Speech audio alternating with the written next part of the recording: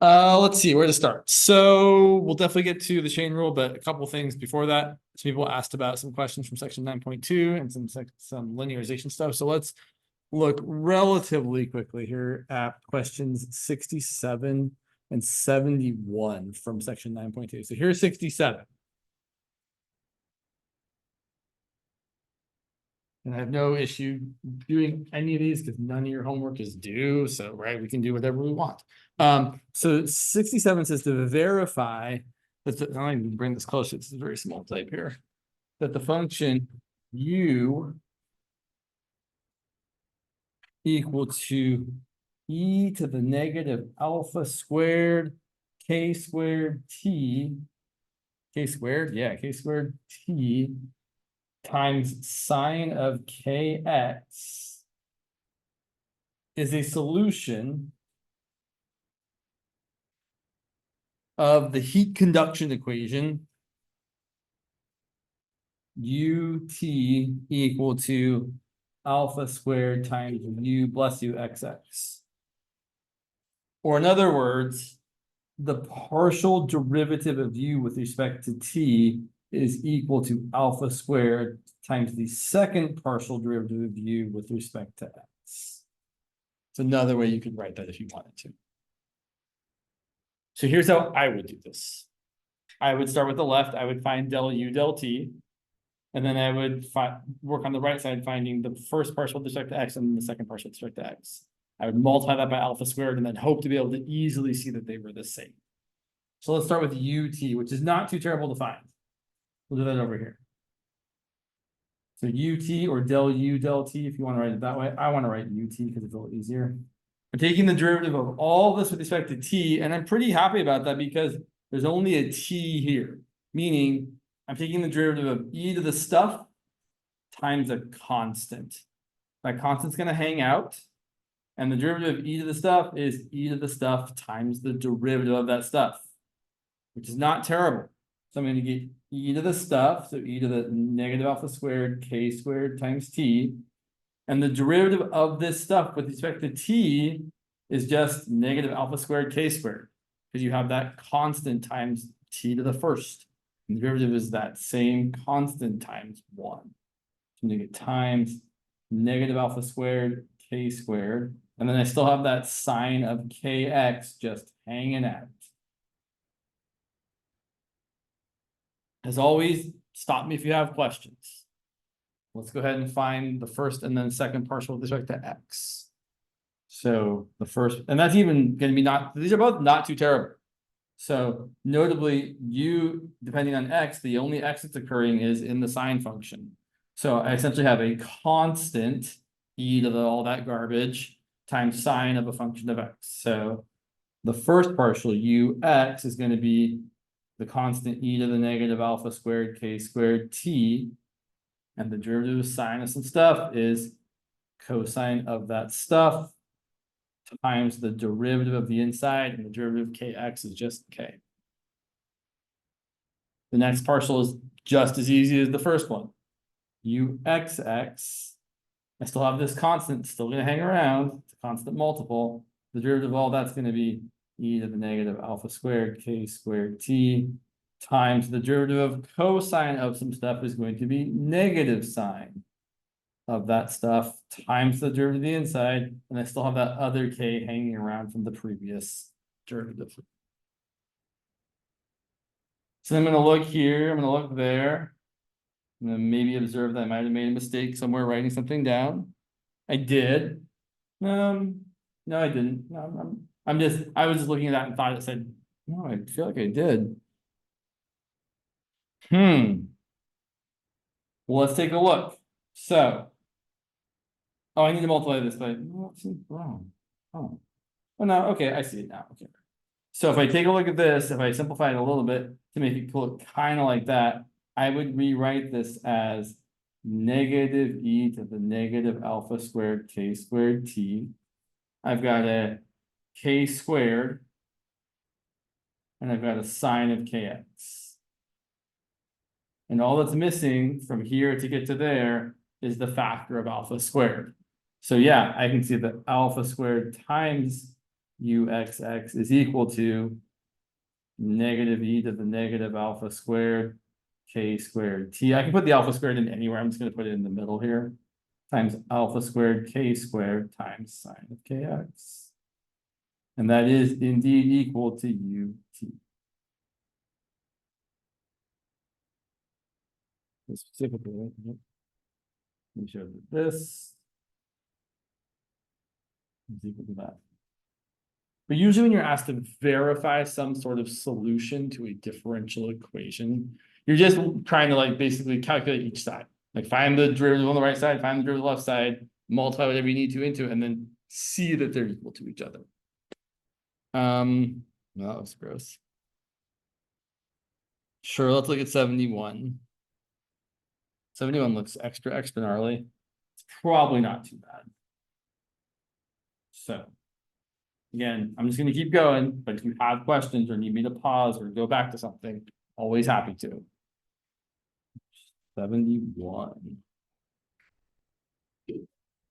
So we're given that u, and if you like, I mean, I'm fine writing u equals x e to the y plus y e to the x, but if it is more comfortable, more informative, you could also write u as a function of x comma y is equal to whatever it's equal to.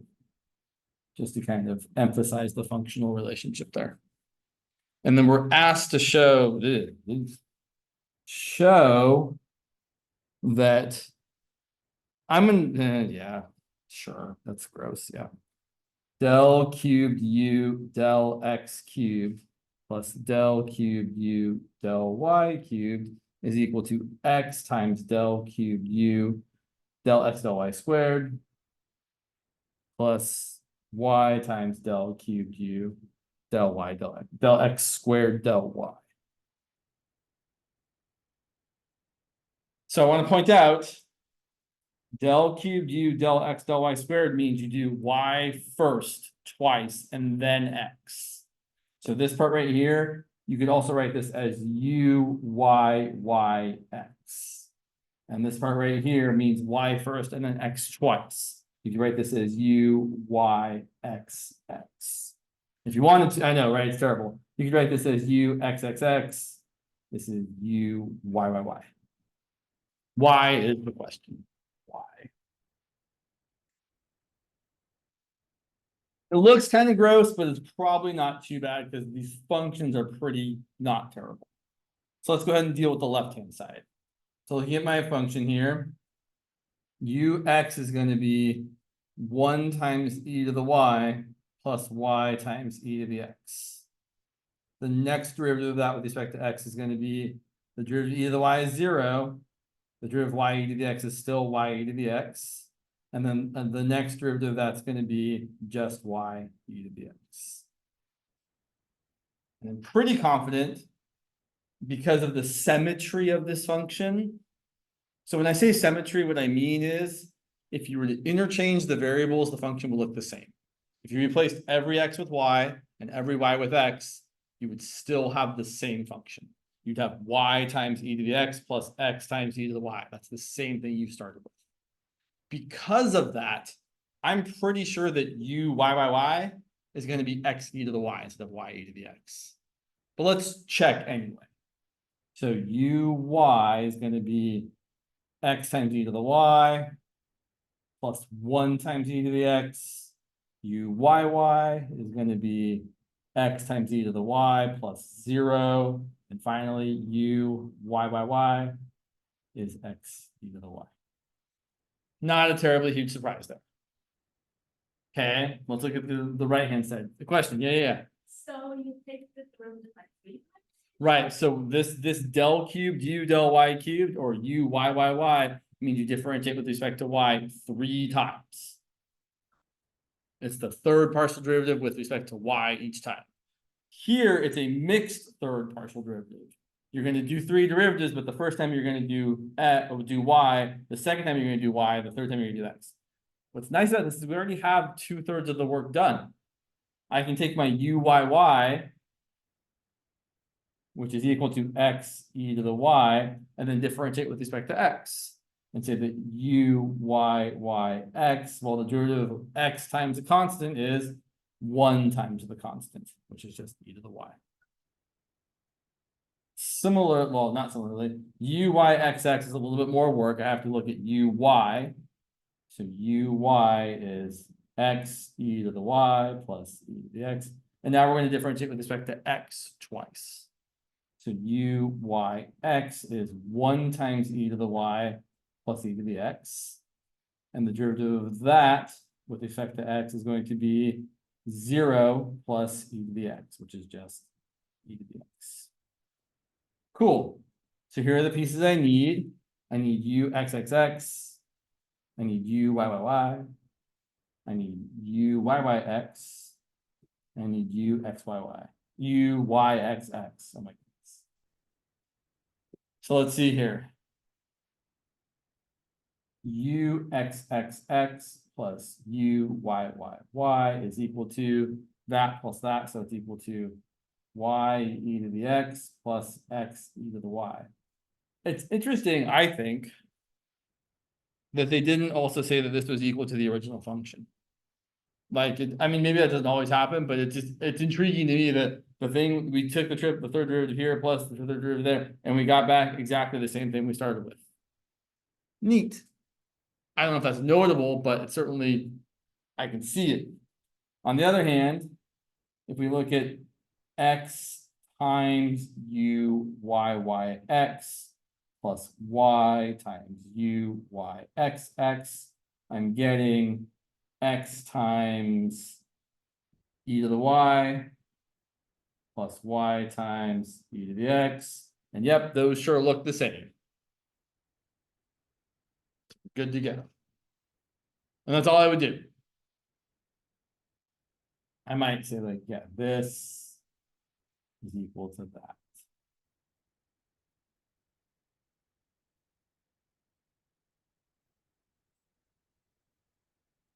So verifying equality in these differential equations really just comes down to taking whatever derivatives you see in the equation and then making sure the things that are supposed to be equal to each other are in fact equal to each other. But there isn't any really more work that we can show here. This is the end of the road. Yeah. We wrote show and we wrote out everything, but to show that Mhm. is equal to the right. Mhm. In the right part, when you do x times and y times everything else, it's like the x and the y to show like that it's in terms of x and in terms of y, like the one separated x times. Right. So the x times u, y, y, x. Yeah, like the x on the outside and the y on the outside. Mhm. What why So- do we separate that? Well, I mean, because so this just says x times this third derivative. So I took the third derivative first, right? I found u, y, y, x, which was e to the y. And then after I found that derivative, then it said, oh, well, this is x times whatever that derivative is. So right over here, I've got x times whatever that derivative was, which was x times e to the y. But what this is telling me is it's telling me, right, this says, you know, take whatever your third derivative is, this third partial del cubed u del x del y squared, and then after you have found whatever derivative you need to get to, then you should multiply that result by x. Similarly here, this says take this third derivative with respect to u first, you know, with respect to y, and then twice with respect to x, and then after you have found that, multiply the result by y. If you really wanted to, you could throw some parentheses around each of these things to make it more clear that you're doing all that before you end up multiplying it by x or y. You're welcome. Question, Angie? How do you know like that it's y, like y first and then? So the way so the easy way to know is that the Leibniz notation, this del notation, which is called Leibniz after the guy who came up with it, it's backwards from this notation. Oh. So when you read it this way, this says, if you read it incorrectly from left to right as x, then y, we know we need to do that backwards. So we go y, then x. Okay. If you want a little bit more of an in-depth explanation, which isn't too in-depth, the reason is if you write del cubed u, del x del y squared. What this really means is the partial derivative with respect to x of the partial derivative with respect to y of the partial derivative of u with respect to y. So first you do the derivative with respect to y, then you apply another derivative with respect to y to that. Then after you've done both of those, then you apply the partial with respect to x. So you can also write this as del x of del squared u del y squared. But when you read the Leibniz notation, you should read it from right to left, at least in the denominator part. So looking at the bottom here, I'm like, oh, this says do y twice, and then after that do x. This one over here says do y once, and then after that do x twice. So yeah, unfortunately, Leibniz is right to left, and this other notation, this subscript notation is left to right, and that's just the way it is. So yeah. Yeah, that's exactly how I feel. Like it would be nice if whoever came up with it decided they were both going to go the same way, but I wouldn't want this one to be backward. Like I wouldn't want u y y x to mean first do x then y. Like it just doesn't feel right to say it that way. So yeah, that's what we're stuck with. Oh well. Let's see here. Do I have someone asked for something like? I don't really have any good examples of that. Sure, we'll do one. I don't love that example. That's terrible. Let's try this one. So what we'll do one linearization-ish kind of thing, and then we'll move on to talking about the chain rule. So I don't know if this problem is a homework problem or not. It doesn't matter either way. But let's look at problem 14 from section 9.3, which says we want to verify, and then we will do a little bit more with it. Verify. Oh, that's boring too. Sorry. I'll tell you why it's boring in a second. So I'm going to switch it up and go back to number 12, actually. Apologies. Not a verify. We want to find the linearization of f of x comma y comma z equal to e to the negative xy times cosine of z at the point 0, 2, 0. And I will tell you why this is boring after we do it. So we can do the usual thing means we're just going to toss all of this into the big old formula. The big formula being that the linearization is just the following. And you might want to listen for a second. Actually, I'm going to say words of everything. It's the function evaluated at the point plus each partial derivative evaluated at the point, and each partial derivative gets multiplied by the corresponding variable minus the actual value of that variable at the point. So it's going to be the function f at 0, 2, 0 plus the x partial. I'm not going to write the point. We know we're going to plug it in. The x partial times x minus 0 plus the y partial times y minus 2 plus the z partial times z minus 0. That's the whole gist. Let's go ahead and find the partial on our own instead of trying to write the whole thing with all the partials every time. So let's find the partial with respect to x is going to be, well, my function is e to the stuff times cosine some stuff. The x is occurring in the x one here, so the derivative of e to the stuff is going to be e to the stuff times the derivative of that stuff with respect to x, which is just negative y. And then the cosine of z that's multiplying it all is going to hang out. It's just a constant multiple. You all should take a moment to find fy in a similar way. It's going to be almost the same as fx was, just slightly different.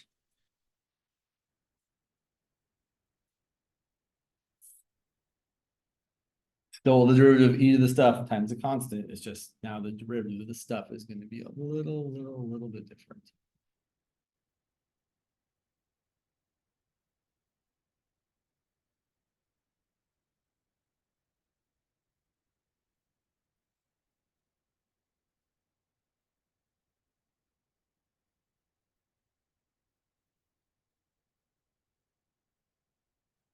All right, somebody brave, what goes in the parentheses here? Right. Derivative of the stuff times the derivative of the stuff with respect to y times the constant right here. And then finally, fz, well, now the e to the negative xy is just a constant. There are no z's in there. So the derivative of a constant times cosine of z is going to be that same constant times the derivative of cosine of z is negative sine of z. I'm going to put the negative sign out in front. And there is no chain rule to apply here because it's just z on the inside. You could say the derivative cosine of some stuff is negative sine of that stuff times the derivative of the inside stuff, but the derivative of z is just 1. Okay. So now we take all these and we plug in our points. I will point out that sine of 0 is 0 and cosine of 0 is 1. So when I plug these in, fx of 0 to 0 is going to be e to the 0 times negative 2 times cosine of 0, which is going to be negative 2. I didn't say, right, I did in my head the 0 times 2 was 0 and negative, right? Negative 0 is still 0. Fun fact, 0 is the only number that is its own negative. Or if you like to say it this way, that's not true. I'm not going to say that. No, the thing I just said was true. The next thing I was about to say was not going to be actually true. So I'm not going to say it. Fy of 0, comma 2, comma 0. Let's be smart here. I'm going to have a 0 right there. And 0 times something, still 0. And in fact, fz also going to be 0. Because you're going to get sine of 0, which is 0, and 0 times whatever, still 0. And this is kind of why this problem is a little bit boring, in my opinion, because most of our partials end up being 0. So our linearization, I should also find f of 0 to 0. F of 0 to 0 is e to the 0 times cosine of 0, which is also 1.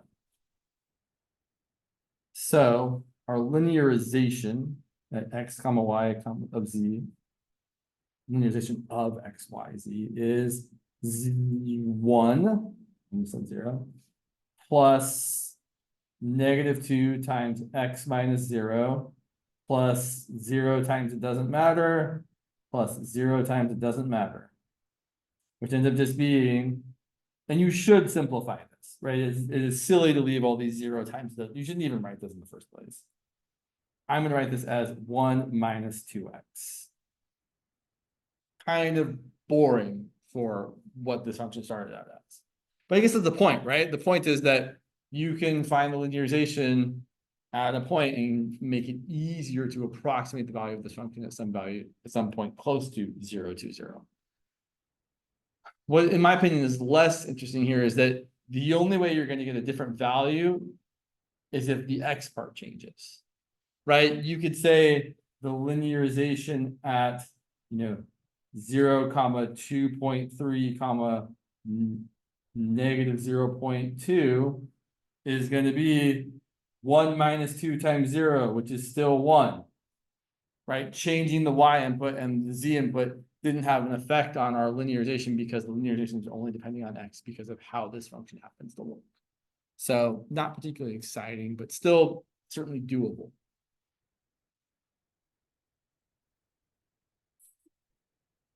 Yeah, but there's not, someone had, I don't remember who, but someone had asked about like trig functions and linearizations, and there's not a whole lot of them in the textbook here.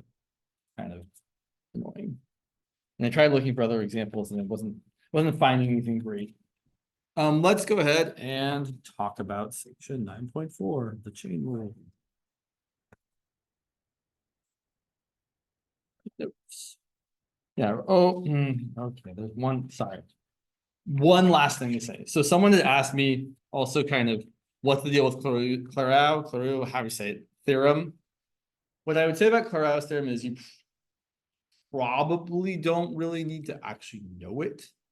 But what it actually says is if you meet all these conditions, then the mixed partial fyx is equal to the mixed partial fxy. So that's all Clairaut's theorem is really getting at. In practice for us, we're not going to really encounter functions where you don't have that being true. I will write it down just so I can be a little bit more specific here. So, and how do you spell this person's name? I think it's like that. I mean, we all know who we're talking about here. Probably not saying it right. So here's how I would phrase it as easily as possible. If the function f, its first partials fx and fy, and its mixed partials fxy and fyx, if all of those are defined and continuous, this is where things are a little bit less typical.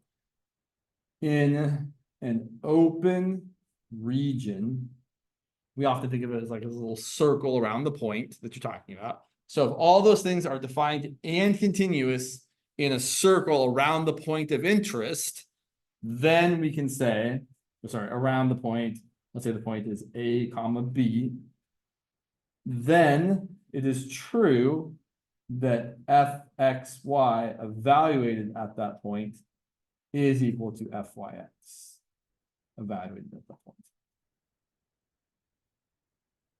The thing I would probably say that's more typically useful, that being a stretch, because really, I don't think this is useful to you at all.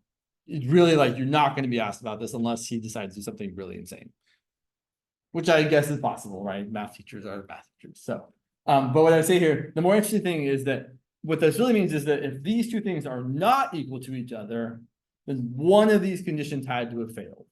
So if the mixed partial here is not equal to the mixed partial there, then it means that either the function or the first partial with respect to x or the first with respect to y or the mixed partial xy or the mixed partial yx had to be either undefined or discontinuous at that point, somewhere around that point. So, right, there's a lot of things, right? Like, so if they weren't equal to each other, there's like 12 different things that could be the reason why. Very extremely unlikely. I've never seen a 17C teacher talk about it any more than, yeah, there's this theorem. And he did, right, if you look at the handout in the files, he does give you probably what's considered the easiest or simplest example of a function that fails to meet Clairaut's theorem at a point. So if that's the easiest example, it's going to be at least easy to identify if you're seeing this kind of thing, right? If you see something that looks like that or more wild, you're like, well, maybe Clairaut's theorem doesn't work, but we don't really get into it because actually finding the partial derivatives for that kind of function is more involved than just pretending like one thing's a constant. You have to like use limits and all kinds of stuff. So it's like, I really can't imagine that. I don't want to say for sure because like then he'll go do something crazy. I'll be like, I failed you all by saying for sure. But if I was going to bet, I would bet a lot of money that it's not ever going to show up in your future. That's what I'll say. I wouldn't bet my life, but I bet a lot of money. Okay, so let's talk about the chain. So I should say the chain rule for functions of multiple variables, right? Because you already know the chain rule for taking the derivative of a function of some stuff. You just take the derivative of the outer function, leave the inside stuff alone, multiply by the derivative of the inside stuff. The chain rule for functions of multiple variables is a different animal. So let's try writing this down without writing all the words, James. So the chain rule. We'll start off with an example. So yeah. Here's what we say. The pressure, I probably write all the words. So the pressure P, capital P, measured in kilopascals, and the volume, oh, sorry, not and, there's three things here. Pressure P, volume V, measured in liters. I'm already building it. And temperature, capital T, measured in degrees Kelvin, of 1 mole of an ideal gas are related by a formula you probably know if you've ever taken chemistry, by the ideal gas law. Right, exactly. Which I always think of as PV equals nRT, but N and R are just constants. So we'll write it as PV equals 8.31 T.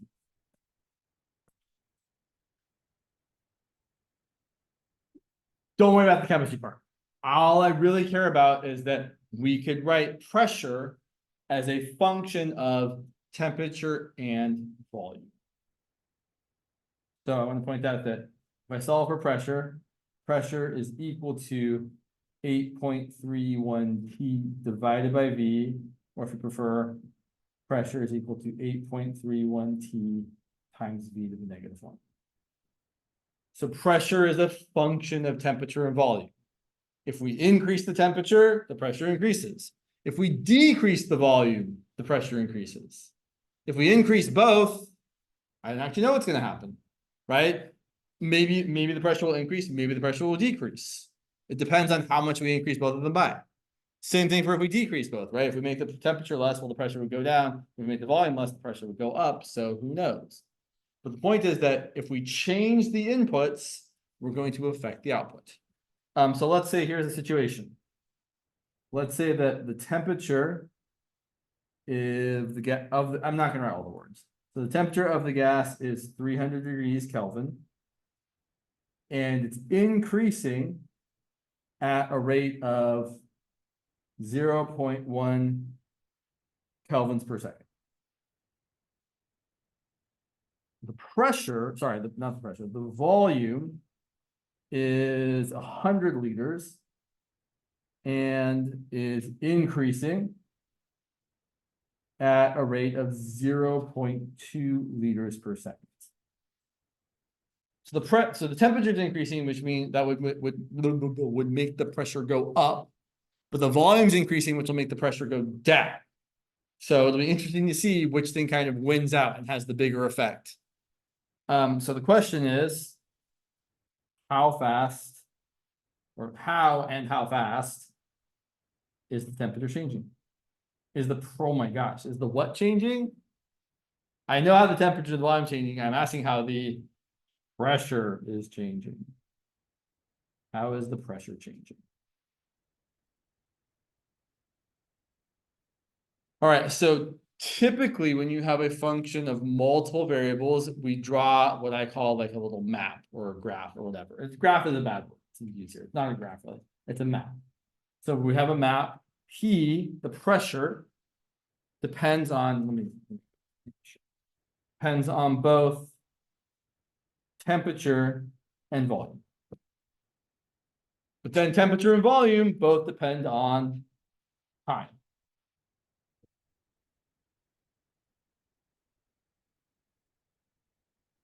The way we find, listen to my words carefully here, the way we find dP dt, notice I did not say del, I said d, because at the very base level, pressure is just a function of time, right? There, if you had all the things, you could write pressure as a function of time, and then you could take the actual derivative of pressure with respect to time, not the partial derivative.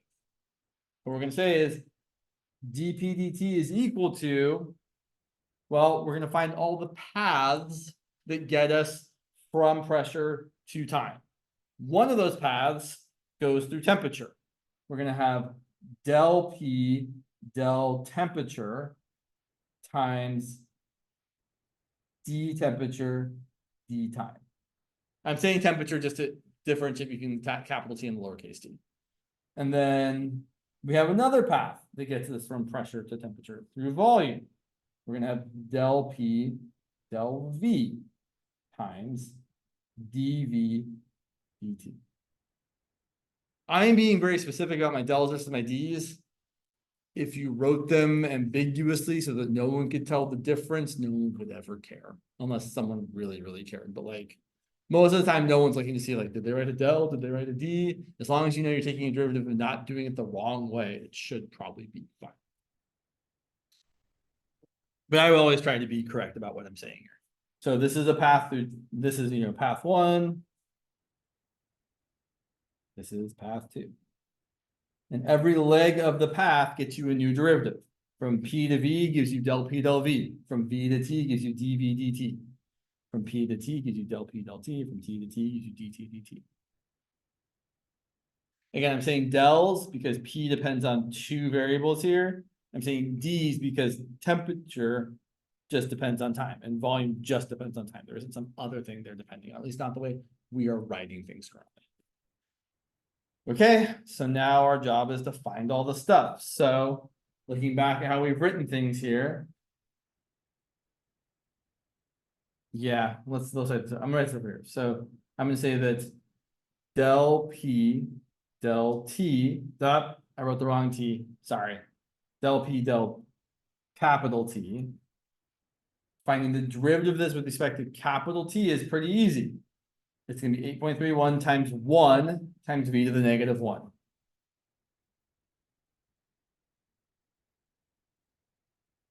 And similarly, del P del capital V is gonna be a little bit less nice, but it's gonna be 8.31 times capital T times the derivative of v to the negative 1 is negative v to the negative 2.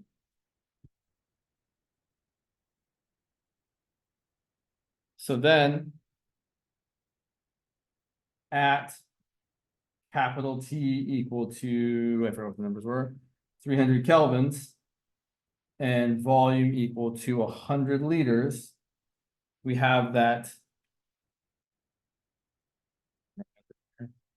del P del capital T is equal to, instead of writing 8.31 times 100 to the negative 1, let's write 8.31 divided by 100.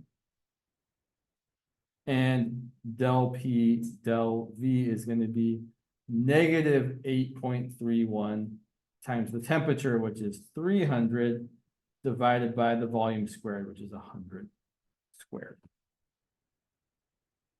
Okay.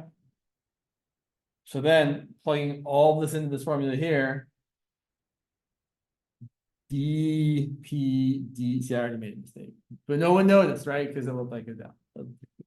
dP dt is going to equal, so del P del T is 8.31 over 100. dt dt, the rate of change of temperature with respect to time, we were told the temperature was changing at 0.1 kelvins per second.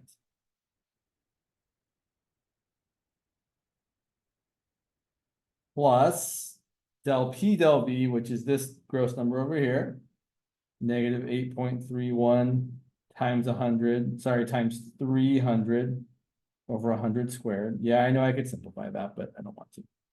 And then dV dt is the rate of change of volume, and we were told that it was increasing at 0.2 liters per second. And then, not doing any more math and trying to do this by hand, using a calculator to get the final answer, we see that this is approximately equal to negative 0.04155 kilopascals per second.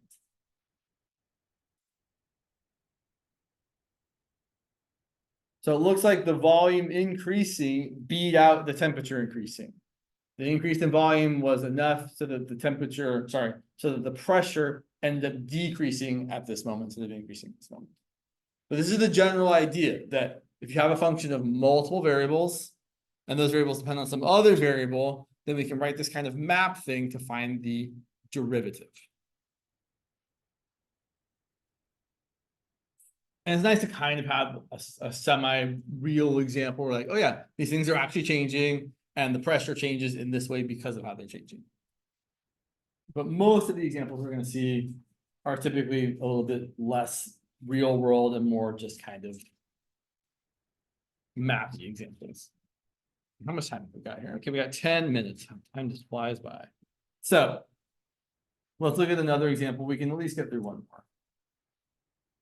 Let's say we have the following function of two variables. We're given that. We're not going to get to the. Did you talk about the cool implicit differentiation thing? It's okay if you didn't. We'll talk about it on Wednesday, but there's like this thing where you can do like implicit by doing like negative fx over fy. No, okay, cool. Well, don't worry. It's not something you actually really need to know about anyway, but it is kind of neat. So we'll talk about that next time. Well, let's say we have this function f of xy equal to x squared times e to the 3y. And we're also given that, change that just a tiny bit. And we're given that x is equal to cosine of t, and y is equal to sine of 4t. And we're being asked to find df dt, the derivative of f with respect to the variable t. And there's two ways you could do this, at least the way this one's written. One way, which is harder, would be to actually write the function as a function of time. So we could totally rewrite it as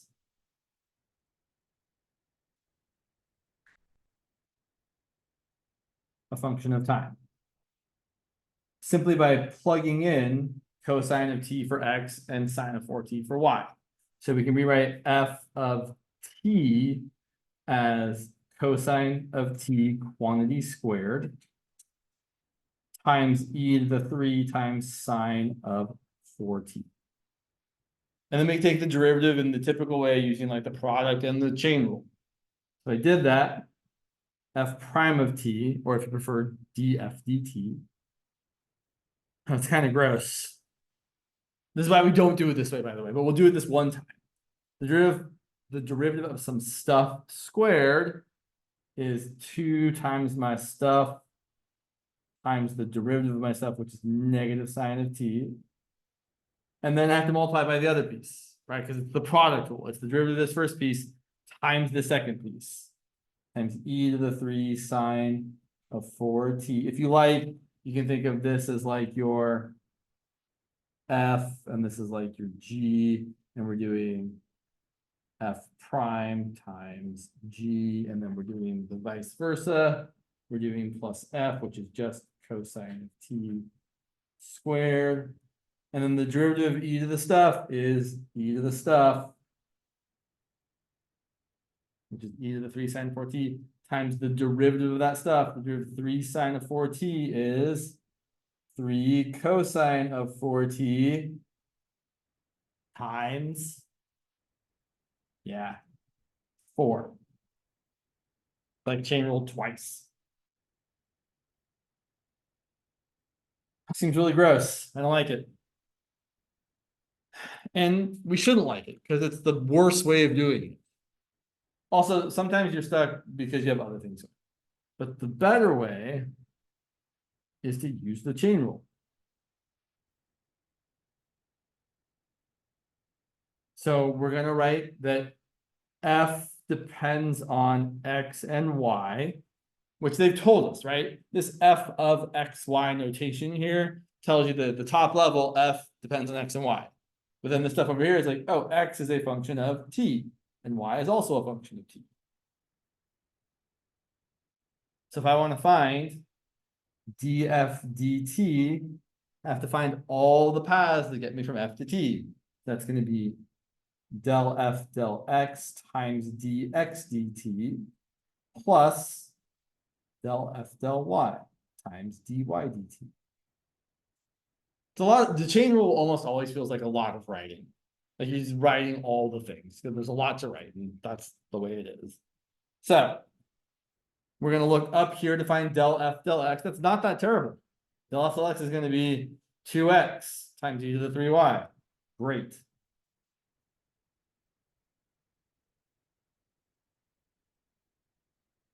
Times dx dt, the derivative of cosine of t is negative sine of t. Plus, now we do del f del y. Del f del y, well, I've got x squared times e to the 3y, so the x squared is going to hang out. And the derivative of e to the 3y is e to the 3y times 3. dy dt, y is equal to sine of 4t, so the derivative of that is going to be cosine of 4t times 4. We've done the hard thinking part. The terrible bookkeeping part that we still aren't going to do, but would normally do, would be to then replace every x with cosine and every y with sine of 4t. Kind of gross. I mean, I can write it down. This would be 2 times cosine of t times e to the 3 sine of 4t times negative sine of t plus cosine of t squared times e to the 3 sine, oh my god, 4t times 3 times cosine of 4t times 4. And yeah, they're the same, right? 2 times cosine times negative sine times e to the 3 sine of 4t plus cosine squared times e to the 3 sine of 4t times 3 times cosine of 4t times 4. Yep, they match up completely, which they should, right? There's no question. So so definitely it's much easier, in my opinion, to think about doing this than think about applying like the product rule and the chain rule. We don't really have to. So we should definitely use this chain rule, right? The multivariable chain rule. And then if we have to at the end, plug back in what x and y or whatever our variables are. Cool. I think we have enough time to do one more example. We should, because I don't want to let's do that one though. Yeah. Okay, we'll hit you with one more thing and then we'll call it a day. Oh, man, really arctangent? Sure. Do you guys remember the derivative of arctangent? You learned the derivative of arctangent? 1 over x plus 1. Almost. What the derivative of arctangent of x is 1 over x squared plus 1. I don't think you really need it though, but fine. We'll do it. It's not terrible. So let's say we have the following. Let's just make it tangent. That's more fun. Let's just say z is equal to the tangent of x squared plus 3y to the 4th. Ooh, was that going to be terrible, James? No, it's fine. And then we'll say that x is equal to s squared times t, and y is equal to s times the natural log of t. And then we want to find, now listen to my words again, we're going to find del z, del s, and del z, del t. The reason I'm saying del here is because even if you were to plug in what x was equal to, what y was equal to, z would still depend on 2 variables, s and t. So when you're finding those derivatives, they still are partial derivatives because it's a multivariable function, even at its base level. You probably only have time for one of these. It's fine. So let's find del z, del s. So I have to make my path, yeah. So z depends on x and y. X depends on s and t. Y depends on s and t. Careful, my s's sometimes look like 5s. That is an s. That is an s. I probably should use r instead of s. So if I want to find del z, del s, it's all the paths that get me from z to s. One of those paths goes through x. So it's del z, del x times del x, del s. One of those paths goes through y. That's del z, del y times del y, del s. And then, yeah, let's find these relatively quickly here. Del z, del x is going to be the derivative tangent of some stuff is secant squared of the stuff times the derivative of the stuff. Del x, del s is going to be 2s times t plus del z, del y, again, derivative tangent of some stuff is going to be secant squared of the stuff times the derivative inside stuff, which is going to be 12y cubed. And finally, del y, del s, the derivative of s times a constant is 1 times that constant, which would just be natural log of t. And then, if you wanted to, although we're out of time, so I'll just say, if you wanted to find del z, del t, it'd be the same sort of idea. So now it's going to be del z, del x times del x, del t plus del z, del y times del y, del t. The nice thing about this is that this part here is the same as it was before. So you already know what that part is, right? This whole part here, whoops, this whole part here is that. So you kind of don't have to repeat some of the work. In the same way, this whole part here is that. But then the del x del t part is gonna be s squared times one. And the del y del t part is gonna be s times one over t. So let's write that in there, and then you're free to go.